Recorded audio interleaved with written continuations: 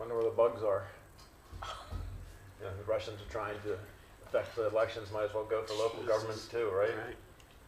Okay, we are live. Yay. All right, I'd like to call this meeting of the Ethics Committee to order. My name is Jesse Ketterman. If everybody could introduce themselves quickly. My name's Carly McGann. I'm Carol Smith. James Sacco. And I'm Michael Scott Cohen. I am the attorney for the city of Frostburg. The rest of these guys here are commission members. Yes. That's correct. And we have one order of business today, and that is the discussion of sympathy gifts. And I believe we're going to get a briefing. Yes. Well, the city's ethics code is in section 3-2 of the city code. And one of the topics that it covers is gifts. And the reason we're here is to address what to do about conflicts of interest and sympathy gifts in particular, and whether or not sympathy gifts should fall within all of the prohibitions, or whether there should be a carve-out for gifts of that kind, where you have a family member that passes, people have personal relationships with them, and they do what friends do, which is they give you gift cards and flowers and things to help ease your suffering. And the question is whether or not the prohibition against the receipt of gifts over, I think it's $20, prohibits the acceptance of that sort of gift.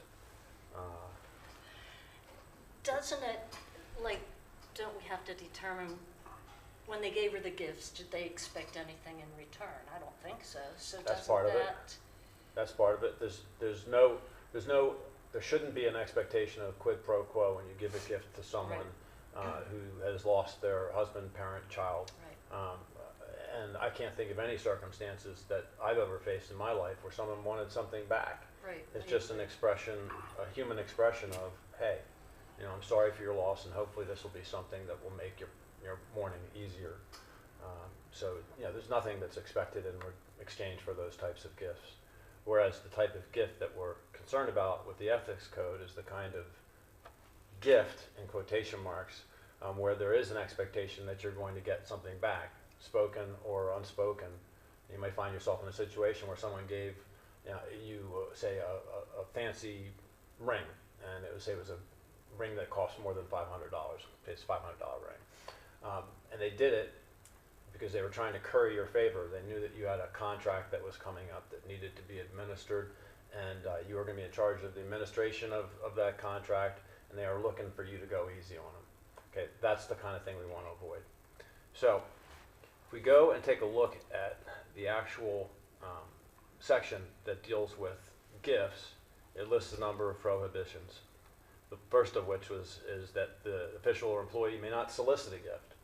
Well, if someone passes and you receive a gift, you would not have solicited it.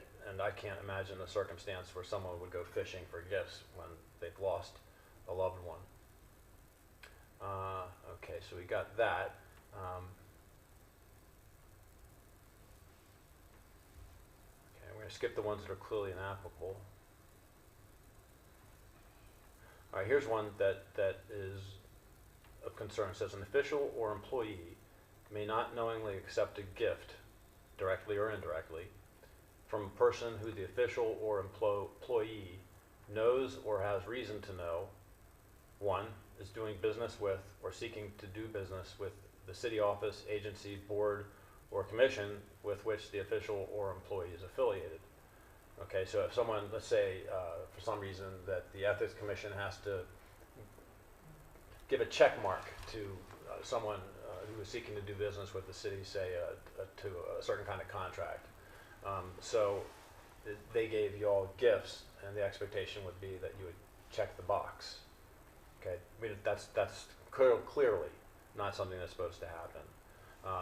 Now, if you worked in, say, the Ethics Commission, and the Ethics Commission didn't have to check the box, wasn't involved in that process, but they gave you that ring for whatever reason,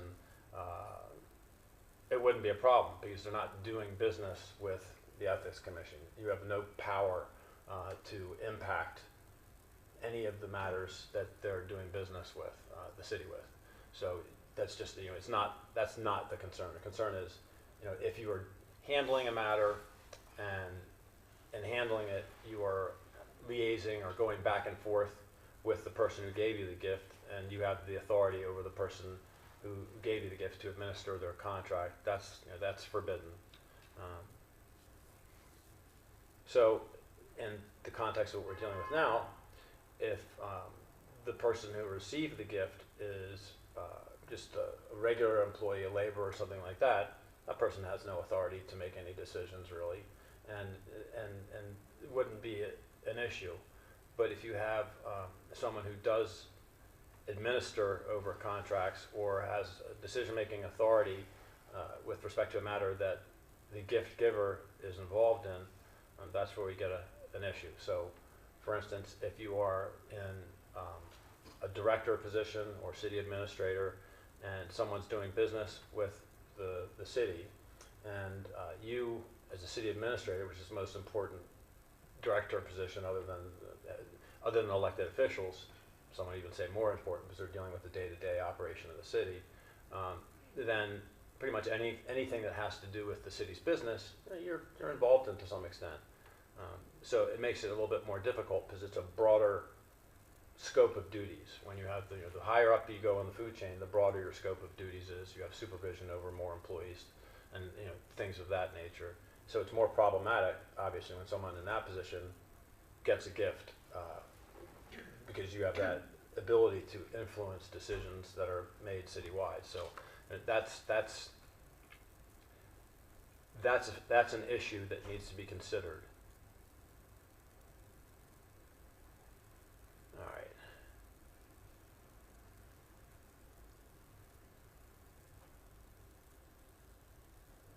Now here's one.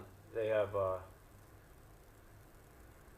can't accept a gift from a person who the official or employee knows or has reason to know has financial interests that may be substantially materially affected in a way distinguishable from the general public by the performance or non-performance of the duties of the official employee. In English, I guess what that means. I wrote it so I know what the English is, I think. I won't take sole responsibility for the authorship, so I worked off of a form that was provided by the state's ethics commission. But regardless, you have to know what you're talking about when you're writing this stuff, otherwise you're making gobbledygook. Although I think this is somewhat gobbledygook. I didn't say that. So if you get a gift from someone who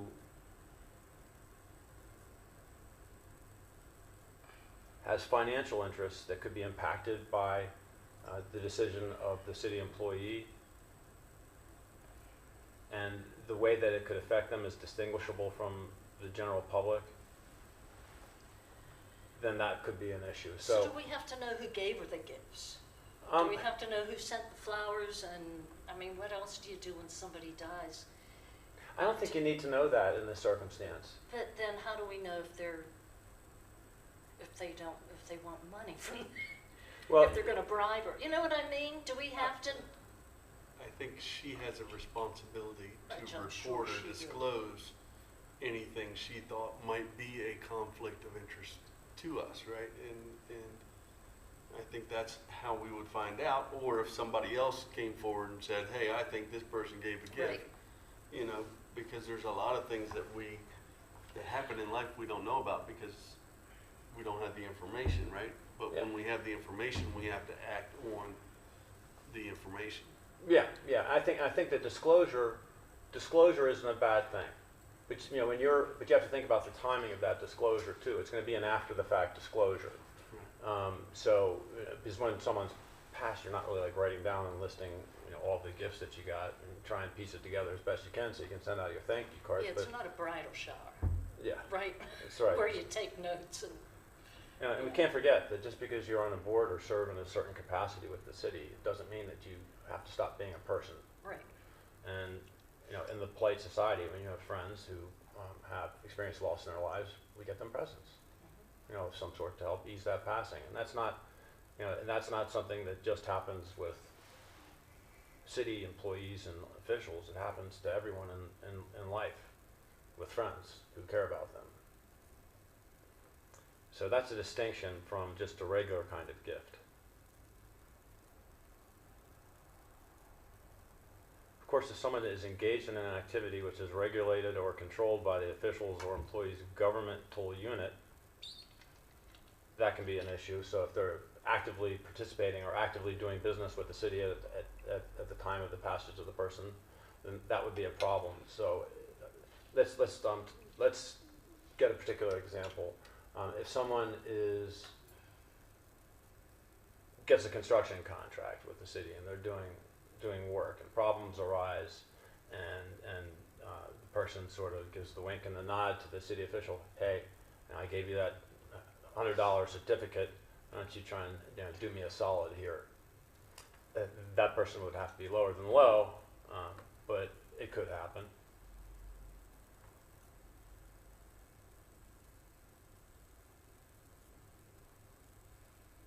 Okay, then there's a circumstance where a person is engaged in an activity regulated or controlled by the officials or employees' governmental unit. An example might be if someone's like the city's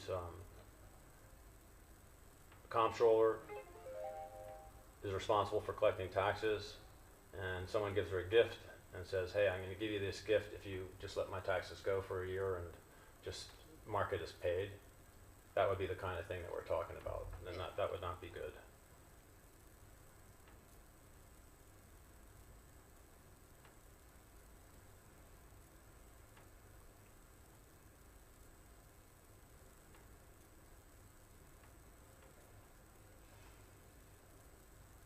All right, then it says that there's instances where there's some exceptions. One of the exceptions is meals and beverages consumed in the presence of the donor or sponsoring entity.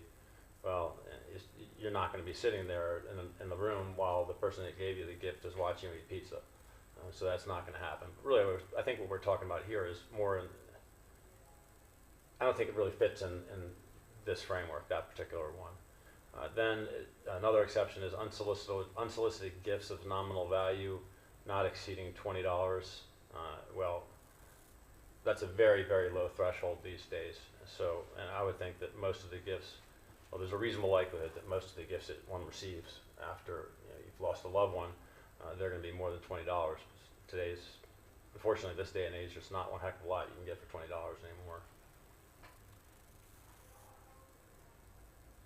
And there's reasonable expenses for food, travel, and lodging in return for participation of the employee in a panel or speaking engagement. So if you go in as an official employee and you give a speech on something that's within your particular knowledge base, and they give you a place to stay and a nice meal in connection with that engagement, that's okay. You can get free tickets or admission to charitable, cultural, or political events which are extended as a courtesy to the elected official's office. Hey, we want the mayor and city council to be here for this special event. Here's your free tickets. Please show, enjoy. We just want you to be present there. Okay. All right, and here's where we get one this is the most important one for today, in my opinion. And that is, you get an exception or an exemption of a specific gift or class of gifts exempted by the commission upon a written finding that the gift or class of gifts is purely personal and private in nature, and that the acceptance of the gifts or class of gifts would not be detrimental to the impartial conduct of the business of the city.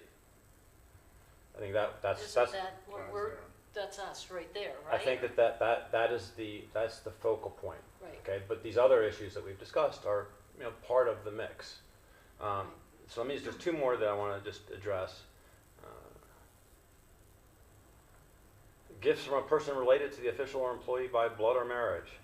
If you imagine not being able to get a gift from your spouse on your birthday. That would be a problem. And then there's honoraria for speaking engagements, which this doesn't fit within.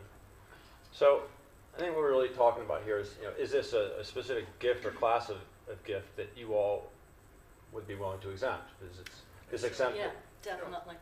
And this is an exemption that, you know, you're given the discretion on. And one of the things I talked about with the Attorney General when we were drafting this ethics code was, you know, I mean, how do you interpret some of this stuff? Because the state's wording on some of this stuff at one point in time was very confusing and difficult to understand, even for an attorney. And if an attorney who's worth a salt can't understand what is in a code that should be understood by all state and municipal and county employees, you got a problem, because if the attorney can't comply with those terms because he doesn't know what they mean, and how do you expect someone without that knowledge base or without you know, a high level of intelligence, you know, how do you expect them to know? It's unreasonable. It's not possible. All right, so here, really the focal point is just, is this a gift or a category of gift that's exempt or should be exempted? And I was looking a little bit for some guidance, and what I found was, this was something that was particularly salient, was that there are rules on gifts in the federal government. And they're much along the same lines as what we've talked about here now.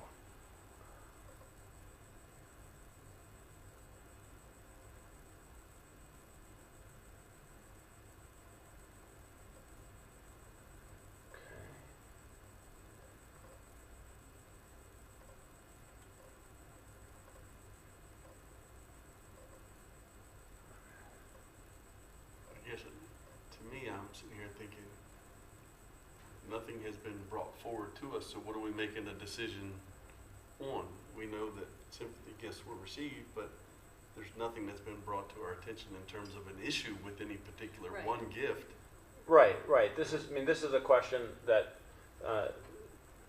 that was brought to the board's attention for guidance, because it's something that is faced by employees from time to time. So if we find this issue, that it's exempt this time, are we just saying it's exempt for across the board? Correct. Like if Nina would receive, oh no, I don't want to say if Rob would die, but you know what I mean? If Nina, Let's say if public official X lost their child, okay, thank you or very public much. So official it's- X lost their husband, their wife, We're their mother, deciding their right father. then, right now and then, that people can send flowers and that's okay. Right. And other Flowers, gifts, other gifts, you know, whatever. gifts that I would say the gifts that are Restaurant gift typical. cards. Yeah, that are typically given, you know, you know, on account of the passage of someone. So, you know, a gift of a car would be way out of line. Yeah, So, you know, it has to be consistent with the type of gift that one would expect to receive in that circumstance. So it has to be reasonably suited for the occasion. right. What about monetary gift, like money? Well, a lot of times what people get is they'll get gift cards, and that's the same thing, really, because you can go to a gift card for Papa John's, something like that. Well, I mean, you go there, you take the gift card, you give the guy the gift card, and then the guy gives you your pizza. So in that instance, the gift card's money. So it's not. So you can't write a check. Well, you could write a check to someone for a sympathy, expression of sympathy, but I don't think that that's the kind of thing that one would typically see. I think you would see more often like gift cards and such. We can make a whole list of the things that you can and can't be given on, you know, as an expression of sympathy. But whenever you make lists like that, they have a way of getting out of hand. Yeah. Yeah. Which takes me back to what I was saying, like, there's nothing brought to our attention, right? If somebody there at this event, whatever, and it's outside of the realm of a normal sympathy gift, then we'd have to make a decision, was this a violation of the ethics policy? But right now, we're not being made aware of any Right. particular gift No one's complained. that would fall out of Right. that category. Nobody's. This is not about a particular employee because of a complaint that was registered. Right. Rather, it was a request for guidance by the city administrator as to Okay. what do we do, and you know, the Now, death of persons who are important to us happens in life. Do we have to put like a value, like under $100 is kind of whatever, but over $100 is where we start to question, or do we?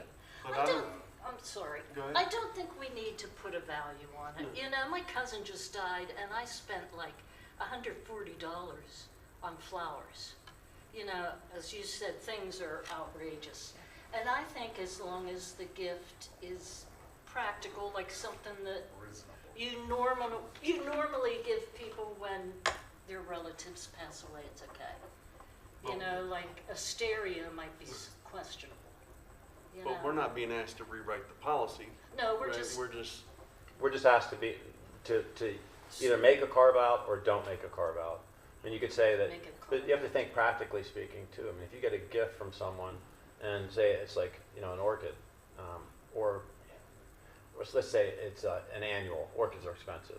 So you get a basket of peonies, and that, you know, you don't know how much those peonies cost, but sometimes, you know, if you go down to the guy down in Cumberland at the corner of Fayette and Green Street, he's pretty cheap. But if you go to a flower shop, well, that might not be the case. So your peonies from the guy at the corner down there might be less than 20. They could be more than 20 for the same thing elsewhere. So then it becomes very difficult to, when you're at, make a determination as to you know, what is that gift worth. But it's sort of like obscenity. You know what it is when you see it. but for example, that $20 piece that's in the policy, we as a commission aren't the ones that write that policy. If there was gonna be a change to that policy, that would go through a different process. We might be able to recommend that maybe there's a change in policy, but we ourselves as this committee don't change the policy. We're just here to see if someone violated the policy, to interpret what may be in the policy, right? No, that's partially correct, but it's not entirely correct. One of the functions that the board is intended, or the commission is supposed to serve, is to serve in an advisory capacity, not necessarily in response to a particular complaint or in regard to one particular employee, but rather as a guidance for future instances where a similar occurrence might take place.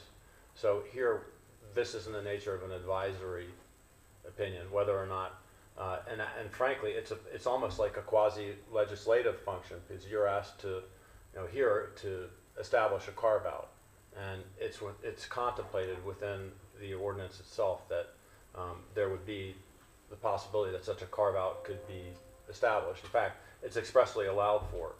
So I'm not troubled by the fact that you would be doing something or offering up an opinion to carve out this exception that would go beyond any authority that's been, you know, vested in you guys. I mean, you're not legislating here, but rather the legislation authorized you to make certain determinations. So here, you would be making a determination that would be tantamount to being the law.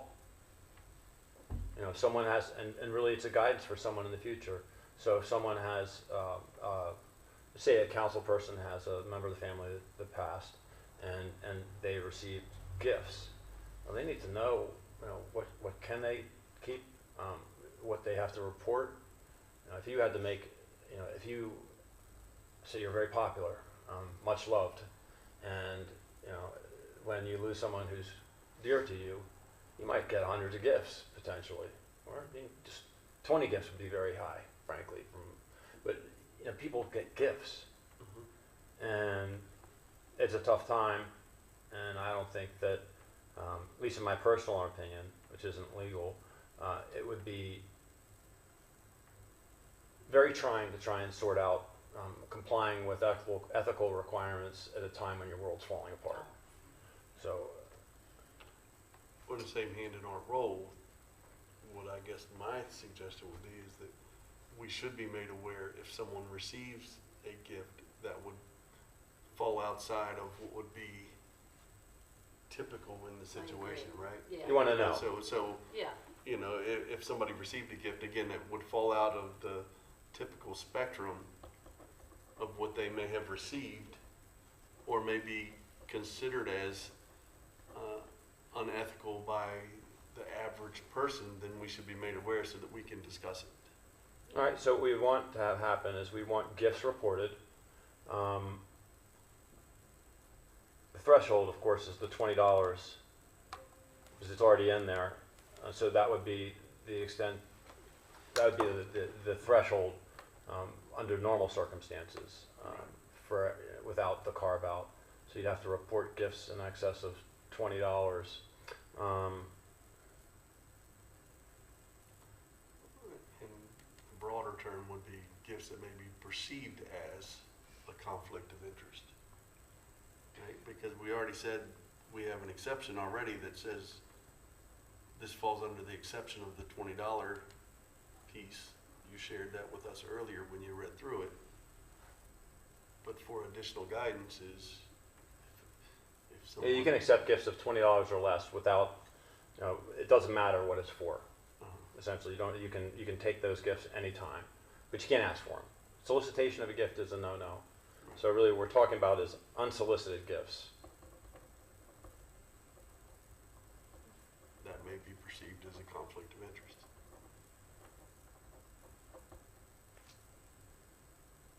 So The question of how will you know if somebody brings you flowers?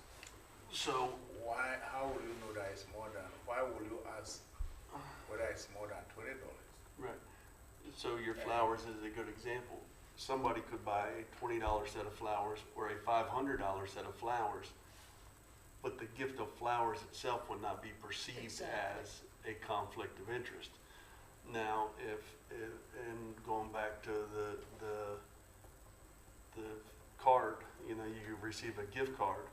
Well, getting a $50 gift card to go get a meal at Ruby Tuesdays would be different than somebody getting a $500 gift card to go to Ruby Tuesdays, right? That you can see just by the nature of that there is a perception that this may be a conflict of interest. And because it is a perception of a potential conflict of interest, then this committee Then should we should discuss know it, about it. right? It's not that just it- that. It's just not. It's not just. I mean, the way I figure it in my profession is we have a code of ethics that governs our conduct, and that it's not just the actual conflict of interest that could be of concern. It's the appearance of a conflict of interest. Right, and that's why I use perceived with the same thing, appearance of. And that's why you have the rules. I mean, the rules are meant to take away that concern about what is the appearance of it, because they're pretty strict.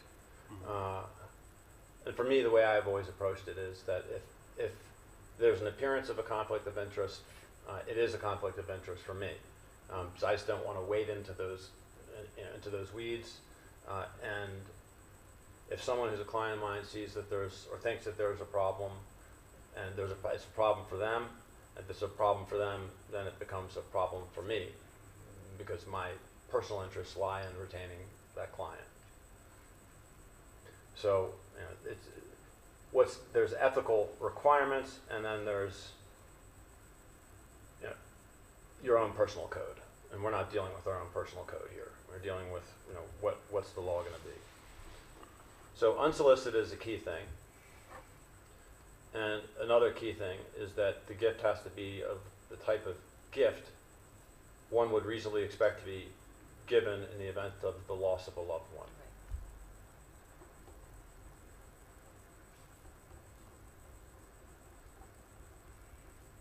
We can give some examples. Flowers, gift cards for food. Yeah, like Martin's gift card or restaurant gift card. What But- else do you give people when you're trying to help them out? It's not a backhoe. Do you say like Somebody- food, just food in general? Yes, gifts of food. Sentimental items, right? Somebody might give something Yeah, that has. like an Afghan or Right, yeah. a stuffed animal or something if it's a child.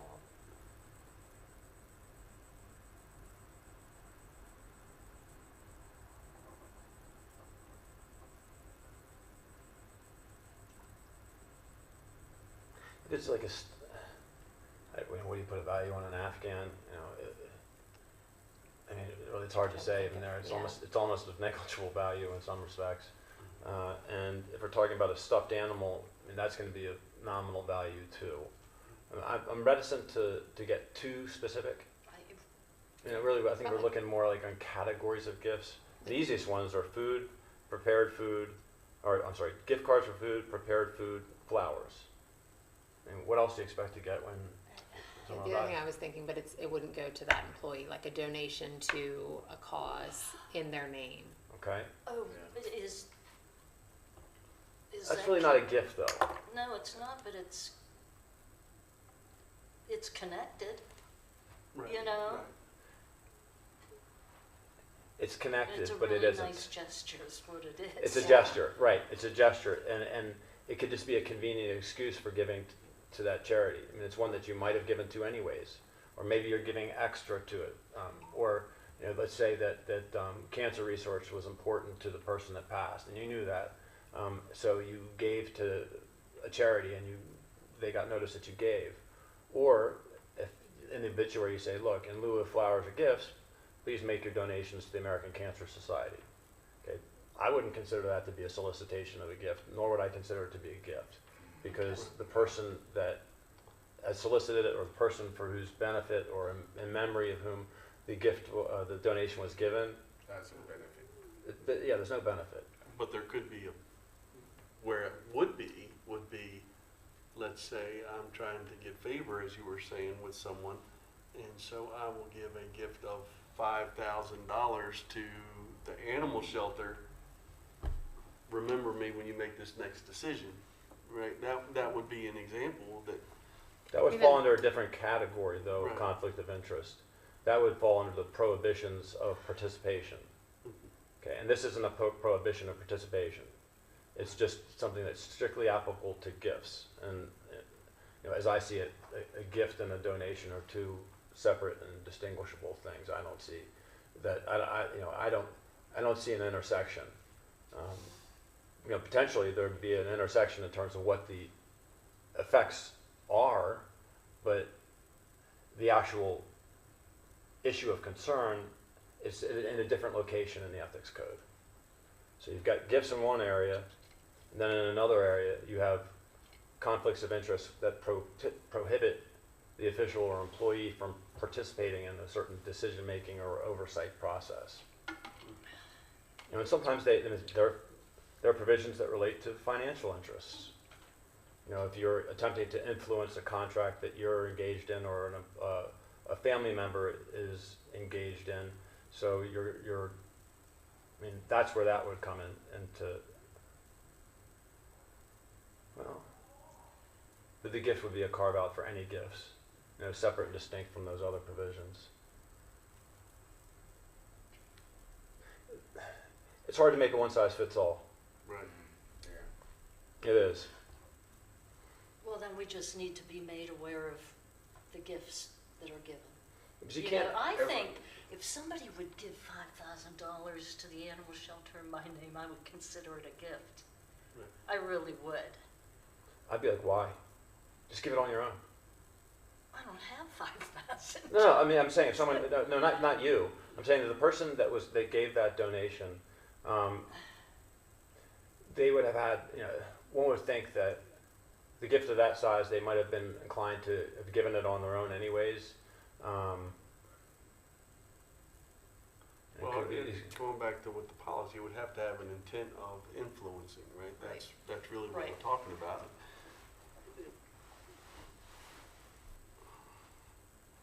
So the thing is, it would be the intent of the person giving the gift. The person on whose behalf the donation was given, they wouldn't be impacted or benefited personally. Rather, the organization would be benefited. Let's hold on to that thought. Unless you say, hey, that $5,000, could you just like, Remember you know, this. say that the water lines or the well is good on my property or whatever. I mean, I don't know. If you put a limitation, let's say the amount of a gift card, you know, where you know, up to a certain amount it's reasonable, and beyond that amount it's not reasonable. And then that would also cover donations maybe, if we would just do we want to put a cap on the, I don't think No, I don't think okay. you should go anywhere with Okay. donations on this because it's a gift. This carve out is specifically related to the solicitation and acceptance of gifts. And what do you have so far again?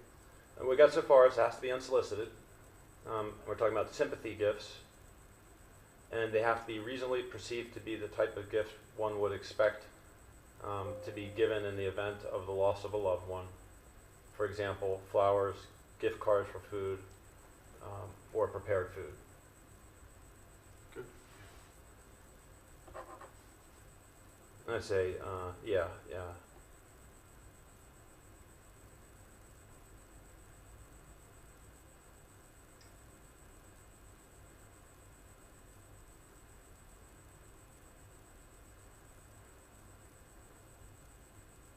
I think that there's a difference, though, in some respects, like that it has to be for the benefit of the immediate family. The reason I say that is the third party comes in and pays for the costs of the meal that you serve to family and friends afterwards, and they pay the entirety of the cost of that. You know, that's above and beyond, and that's where the employee should really strongly consider saying no, because that's where you come into the point where whether or not there was a conflict, there's certainly the appearance of one, or there could be deemed to be the appearance of one. Well, yeah, but you do run into that if, with the church, right? You have a funeral, the church provides a meal to the whole group afterward.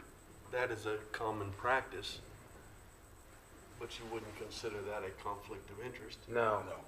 right? But it falls into that category, what you're saying, it's a third party, the church is a third party providing you with a free meal. And therefore, the problem, that's where you run into the problem with the dollar amount. And you can sort of default back onto the type of gift that one would reasonably expect to be the type of gift given. But what are you going to get from the church? What's that? If the church provides a meal for a funeral Right.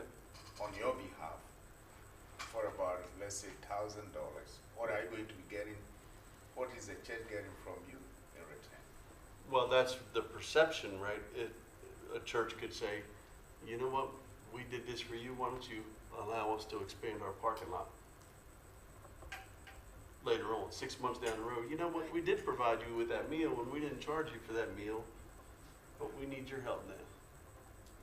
Then there would be the and that's where I go, you gotta keep it broad and say, what's the perception? And if it could be perceived as that, then it should be brought to our attention so that we as a committee can talk about that. How to limit it in the future is really the purpose of that. I would think the disclosure is important for information purposes, but to punish someone after the fact for, say, violating a decision that was made afterwards, that's something that really can occur. It's an ex post facto application of essentially a punishment after it's already done, when whatever was done fell within the general guidance. So if there are events in the future that would result in the narrowing of the exception, we've had experience where something occurred and it was out of the ordinary and certainly should not have been included in this exception, then after the fact we can make that change. But I don't think it's right or even legally right to impose a sanction on someone for something that didn't appear to be violation of the law. And But isn't that what we do as a committee? If an issue came up now with, if Hayden went and did something, the city engineer, if he went and did something, it would be brought to our attention to make a decision whether it was a violation of the ethics. see, but there's a difference between violation of an existing law and the violation of a law. There's no violation if the law allows for it. So the question is, if something's legal right now, it might not be legal tomorrow. But if something is illegal right now, and if a person violated what is illegal right now, then they're punished. Then it's subject to punishment. But if you have a provision that is it's not violative of it at the time that the act occurs, but you don't like that, and you want to make it so that it is a violation in the future, that's something that can be done, okay? But it's distinguishable from the circumstance that, or your example, because Hayden would have been, not that he would in reality, but Hayden, under your example, would have been violating an existing law. He would not have been performing acts which at the time were not a violation of the law. So I'll give you an example. If I unsolicited pop you in the face, I would never do that, I'll say, but if I would unsolicited for no reason at all, just came up and sucker punched you, that's an assault, clearly a violation of the law. But if I do that same thing after we were engaged, or you started a fight with me, and I was defending myself, that's self-defense. So let me give you a different example where I think it would though. Let's say Donnie Carter had somebody and said, yeah, I'll vote in favor of this for you in return for this, right? There wouldn't necessarily be a violation of law there, but it might be something that would come in front of this committee for us to have a discussion about and determine whether it violated the ethics. I think that's pretty much a clear violation of the ethics code on various levels. Right, but we would be dealing with it after the fact, is what I'm saying. You're saying we don't deal with things Oh, after no, the no, fact. no, no, no, no. We can't make law after the fact that applies to acts that have already taken place. That is a situation where it would be a violation of existing law. Okay, and that's what we're concerned with. And you have to, the determination in any type of suit for a prosecution is, did they violate existing law? Okay, was it clear and certain enough to say definitively that that was a violation of the law? And in this circumstance, what you would have is you would have a guidance. It wouldn't, you would have a guidance on the issue. Under some circumstances, there could be a clear violation of the guidance. You don't give a car to someone as a sympathy gift. You don't give a diamond ring to someone as a sympathy gift. You don't give the rights to, or you don't give them a ski vacation as part of a sympathy gift. That goes above and beyond. That's clearly something where someone could be sanctioned for having gone beyond the guidance. But then there's that gray area, because we're making a general policy statement so that people who have experienced a loss like this will know that what they're doing, or will have, for all intents and purposes, they will believe that what they are doing is appropriate. In 99% of the occasions, I don't think that we're going to have much of an issue with this. The reason being is that it's just something that's done every day. People pass. Every day people receive these gifts. And it's not something that comes as a result of employment. Rather, it comes because you have personal relationships and friendships with the persons who are inclined to give you gifts. And that's something that arises out of relationships, personal relationships, not necessarily ones that have started in the work environment. I mean, there might be relationships that were formed outside of work. Small area, we have relationships with people, and sometimes those people do business with the city. But before we became involved with the city, we were friends with that person.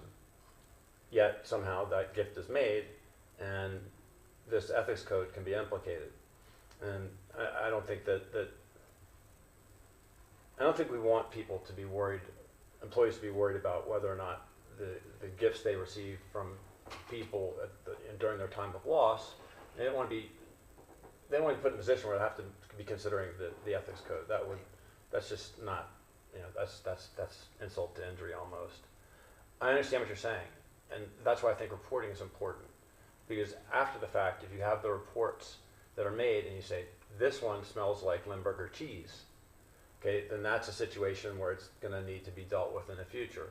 So when, annually you get the disclosure forms, go through the disclosure forms. Is there anything that pops up and looks wrong? Okay, we got a gift of a car to the mayor when his uncle died.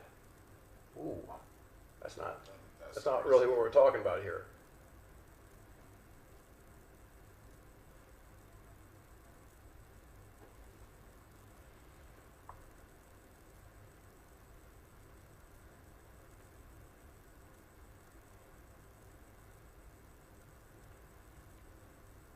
trying to think about the distinction between fungible and non-fungible goods.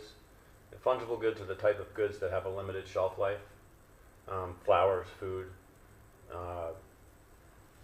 Non-fungible things are things that don't have a shelf life. They won't go stale, like a car, clothing,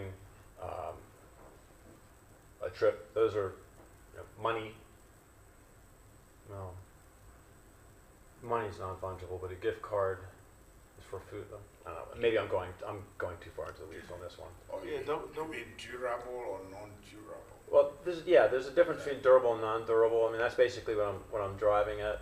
But then it would be becomes a gray area too. I yeah. think. We don't want to explain the gray area with a gray area. Don't we have things covered with what we got though for what we're trying to address today? I think so. I mean, from my perspective, yeah. So I think to your point, got to report it. If you think it's more than $20, report it. That probably means pretty much everything, but we're not going to expect people to remember every basket of flowers they got. Can we put that in an exception? Well, I mean, like, you're not getting anything out of flowers. well, here's what Right, we're going to do examples. Okay, so first off, going to report it, and then there would be the general guidance, which would be the type of gifts that would reasonably be perceived to be the type of gift one would expect to be given in the event of the loss of a loved one. So there's, what would a normal person expect to be given upon the passage of a loved one? Well, and if you have friends, that is. Right, if you have friends, someone's going to give you flowers. If you have friends, someone's going to give you a gift card for food. And if you have friends, someone's going to drop over a plate of lasagna, a batch of cookies, something of that nature. Those are no-brainers. So are we, like, do those things still have to be reported? I think Like, I Jesse, think- Jesse wants them reported. No, I'm saying the perception. If it presents a perception, it should be reported. Other than that, I don't think it needs to be So what reported. would be the perception? What's that? What is the perception?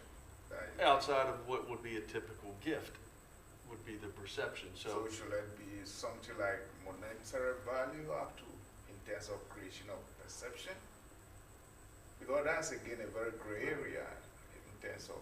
But I don't think we can create something that is specific to address every situation. So I think we have to leave it open enough where there is discretion on the person, in this case Elizabeth, if she received something that she thought this is a questionable kind of gift, she should report it to us.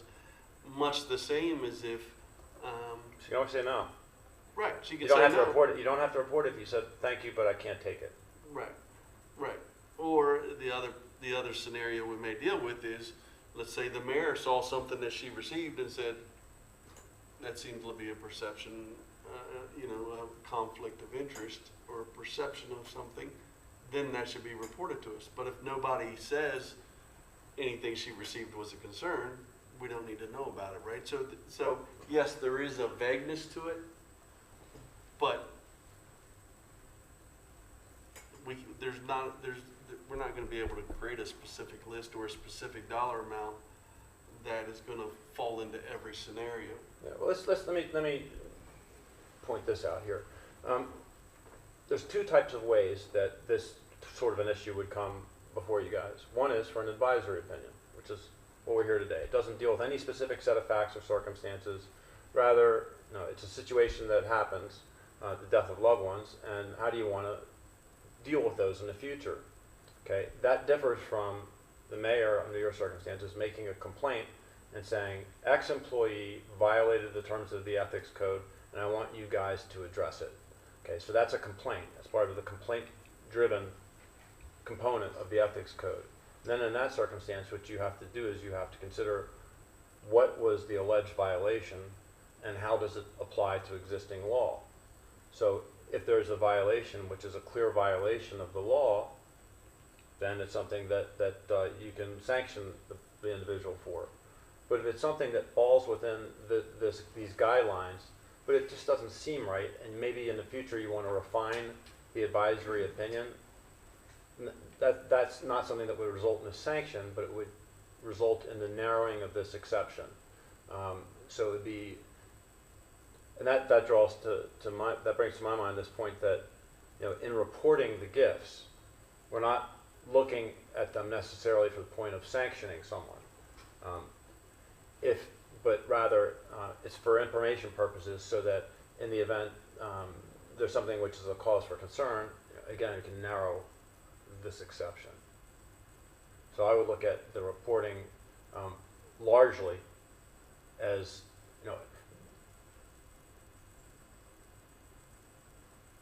I would look at the reporting as providing the board with information and data that could be used to assist it in deciding whether or not to tweak the policy. Not necessarily to see whether or not there's a violation, although that's part of your duties when you're looking over the disclosures. Sometimes you'll see something and if it's so obviously the type of gift that goes above and beyond what one would reasonably expect to receive as a sympathy gift, well, if everyone knows it's a violation under those circumstances, it's a violation. If it's so clear that there's no doubt in the reasonable mind as to no objective doubt, no reasonable doubt as to whether or not it's appropriate, then the law is clear. If the wording is such, that you find a violation, and if it's so clear that no one could ever reasonably think that that this is allowed, then you could sanction the person. But if it falls within that gray area, okay, then it's not there for a sanction. You wouldn't be using that data for a sanction. Rather, you'd be considering it and making and making a determination as to whether or not it would be necessary to revise the advisory opinion. So I think what I'm thinking about on this is we're looking at a guidance. Guidances by their nature are somewhat broad, and guidances are tweaked from time to time. In my capacity as the attorney for Frostburg and also for Cumberland, I'm always changing things, and I change them because we all change from time to time. I can't duplicate the exact same thought process that I had before, and also we learn from experience. A guidance is experience driven, and it changes as new experiences are presented, and that's sort of what I'm thinking would be the case here, that you would make this guidance. It's going to be easy to follow in most instances, but then there will be those that aren't the norm, and that could come to your attention in one of three ways. One is you could see it in the disclosures. Two, just in the course of business, you decided that it was time to revise the guidelines because you've seen things that have arisen, or you just have an idea that popped into your head that was important to address. Or three, someone filed a complaint. They said that X person violated the ethical rules. And then in that instance, you would look at the rules and see whether or not there was a violation. If someone gets a gift card for $500 in food, okay, it falls within the guidance.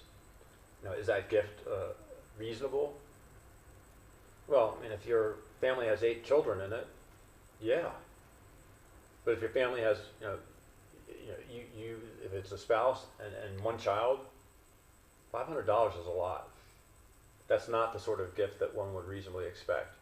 But then, in that instance, you could either look at it and say, okay, well, $500 it's so far above and beyond that it clearly falls outside of this policy.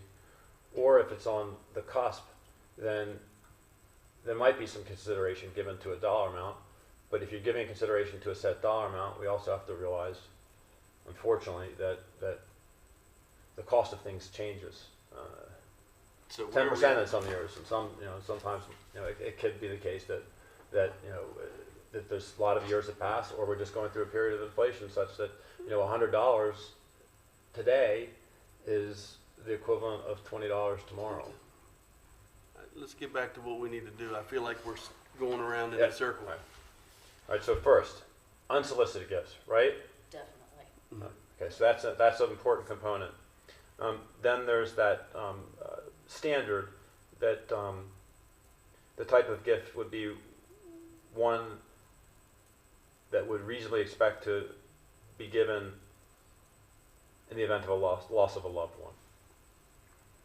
Yes. Okay.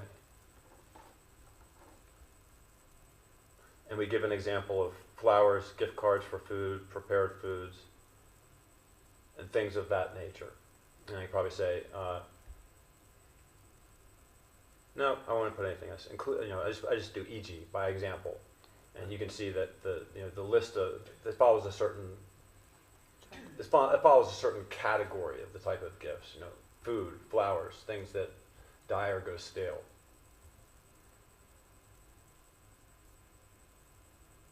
And third is that there would be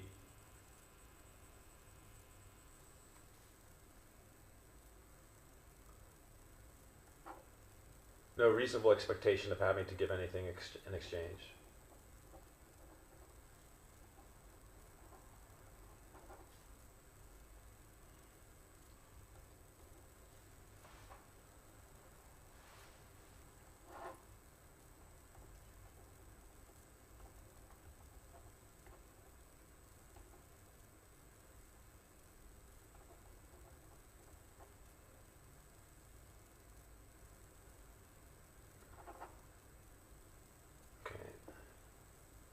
And third, let me rephrase this, that there'd be no expectation of having to give, no reasonable expectation of having to give anything in exchange for the gift.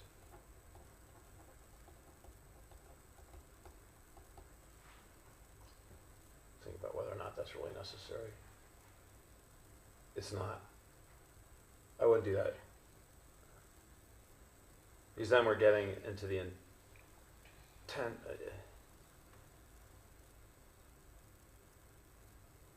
I think that might take it a step too far because we're talking about a category of gifts that's acceptable and one that's not. And when you get into too many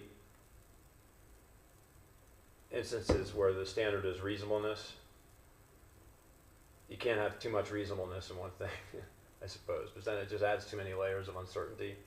So if we just keep it with one category, one type of reasonable category, which would be that it'd be the type of gift that you would expect to be given in the event of the loss of a loved one.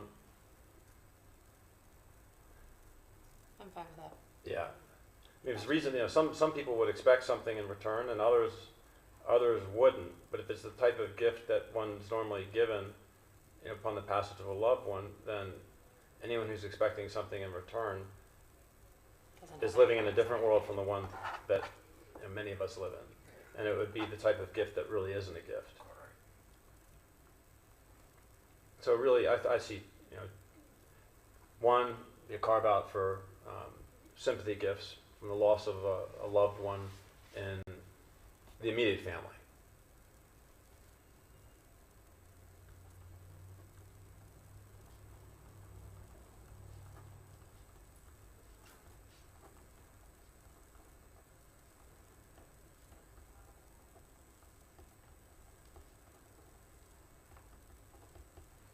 Someone can't come up and say, here's a gift card for $200 for your family because you lost your third best friend from junior high school.